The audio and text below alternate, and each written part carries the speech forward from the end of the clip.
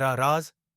शहर के एक पुराने कोने में, जहां ज्यादातर लोग अब जाना पसंद नहीं करते थे, वहां एक वीरान सी लाइब्रेरी थी।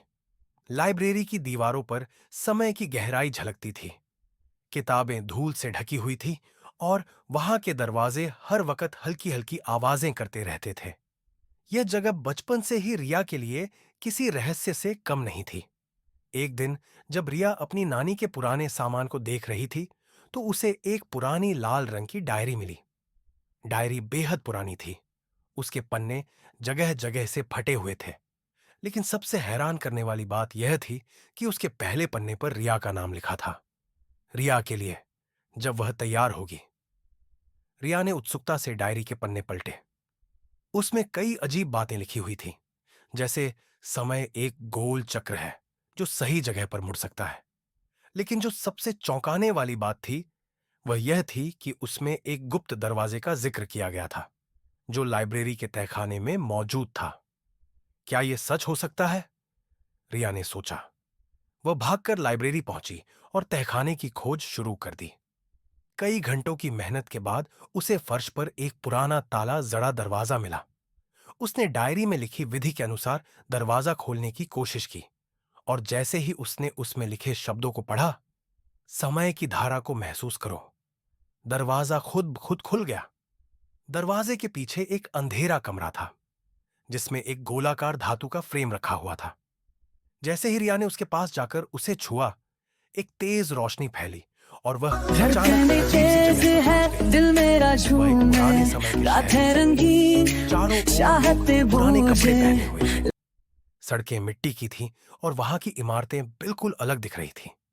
रिया को धीरे धीरे एहसास हुआ कि वह 100 साल पीछे, सन 1924 में पहुंच गई है। धड़कने तेज वह है, घबराई, दिल मेरा लेकिन डायरी के शब्द झूमे, याद रखे। रात है डरो रंगीन, मत, ये तुम्हारे चाहते अतीत से जुड़ा है। बूझे। रिया ने वहां लोगों से बात की और उसे एक चौंकाने वाली सच्चाई पता चली। उसके परदादा श्रीकांत वर्मा उस समय के एक मशहूर वैज्ञानिक थे, जिन्होंने समय यात्रा पर रिसर्च की थी। लेकिन उनके काम को किसी ने नष्ट कर दिया था और वे अचानक गायब हो गए थे। लोगों ने बताया कि आखिरी बार श्रीकांत वर्मा को लाइब्रेरी के तहखाने में देखा गया था। अब रिया को समझ आ चुका था कि डायरी उसी के लिए क्यों थी।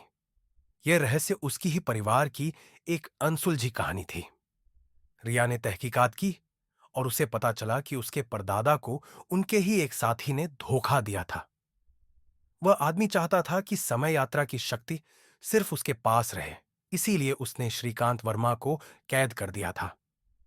रिया ने हिम्मत जुटाई और अपने परदादा को छुड़ाने के लिए उस पुरानी गुप्त सुरंग में जा पहुंची, जहां उन्हें बंदी बनाया गया था। वहां जाकर उसने देखा कि एक और समय द्वार, टाइम पोर्टल मौजूद था। जैसे ही उसने पोर्टल को छुआ, वहां एक जोरदार झटका लगा और वह फिर से अपने समय में वापस आ गई। लेकिन इस बार लाइब्रेरी पूरी तरह बदल चुकी थी। अब वह वीरान नहीं थी, बल्कि एक शानदार विज्ञान केंद्र बन चुकी थी, जहां श्रीकांत वर्मा का नाम सम्मान के साथ लिखा हुआ था। रिया को यकीन नहीं हो रहा था कि उसकी यात्रा ने इतिहास को बदल दिया था। उसने समय के एक रहस्य को सुलझा लिया था, लेकिन उसके मन में एक सवाल अब भी घूम रहा था। क्या सच में उसने अतीत बदला, या फिर यह पहले से ही लिखा हुआ था? और सबसे बड़ी बात, क्या यह समय यात्रा एक बार फिर हो सकती है?